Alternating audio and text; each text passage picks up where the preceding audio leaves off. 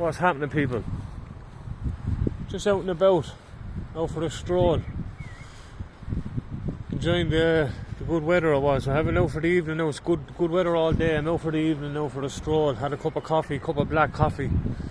I'm going to speak about this carnivore diet, right? Genuinely, the benefits that I'm feeling on a personal level, my own personal experience with this carnivore diet, right? I started the carnivore diet properly, like religiously started this carnivore diet 15 days ago, right? On top of cardio, like high intensity cardio, right? And I looked into it and done research on it, and I'm reaping the benefits. Like, I can relate to what I'm seeing on this research on the carnivore diet, right? Because it's what's happening with me at the minute, right? I'm after dropping 8 kilo. That's over a stone, right? I think there's like 6.3 kilo or something on the lines of that in a stone. I'm after dropping 8 kilo, right? I was 117.9. And I'm now just under 110 kilo. So I'm after dropping 8 kilo, right? I was just over 18.5 stone. So straight off the bat, in the space of 2 weeks, when I came off the all high carbohydrates, sugar condensed processed foods, once I've come off of all them 15 days on top of high intensity cardio and eat one high protein packed carnivore diet meal a day, right? And I'm on about now like 7 or 8 eggs and 2 steaks or 3 breasts of chicken or in an omelette, whipped up in an omelette, cooked with real butter, used on the frying pan as real butter, and things like that. All things that are animal based, right? I'm going to explain now in a second the theory in it, and it's actually fact, like it's fact. I read into it beforehand and looked, right? So, if you're on a high carb diet, your body is fueled by carbs. Your body is manipulated into thinking it needs carbs for energy, right? And if your body's adapted to that, you do. But if you go into this carnivore diet, if you go in wholeheartedly and trust the process and go through with it, the first couple of days are touch and go, they're a bit rough, right? The first 3 days, say 3 or 4 days, your body is trying to adapt to no carbs and all fats and proteins, right? AKA meats and eggs and proper butter, not this processed butter, proper butter. Like, use proper butter to cook instead of oils. No oils, just anything that comes from an animal, right?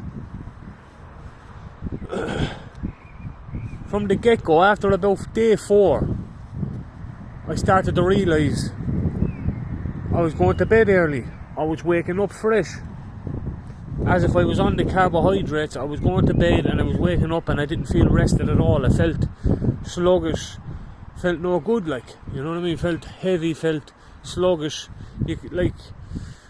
felt drained, right? That's high carb, processed, all that stuff that's no good for you, right? After about 4 days, I was waking up, I was full of energy. I'm going to explain the science behind it. I was full of energy, I was getting good solid nights sleep. I felt good in myself. I'm firing on all cylinders. I'm firing on all cylinders cognitively, when I'm bouncing on my toes, moving around, running, skipping, sprinting, kickboxing. Like, I'm bouncing around. I'm firing on all cylinders, like. And like, when I was on the preservatives, I felt weighed down. When I was on all the high carbs, processed, heavily preservative foods, I wasn't feeling all the benefits of what I'm feeling now, like. and clear-headed. Like the fog that does be on your mind when you're on these high carb foods and eating these high carb foods, and you're eating these highly processed, it's dirt, like highly processed foods that are full of ingredients that don't need to be there. They're there to preserve the foods. There's all these ingredients put in. Like what we're getting today is not real food. I put it to you, it's not really food. It's nothing of nutritional value. I put it that way, right? My digestive system, 100%.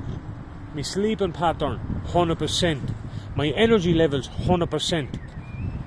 My body, when you go on the carnivore diet, right, your body goes through a switch. After a few days of eating just meats and eggs and things like that, your body starts to fuel off of fat instead of carbohydrates, right? In turn, you're running on a different energy supply. And the energy that you run on from a high protein and fat diet, aka the carnivore diet, it's a different type of energy. It's a good, clear energy.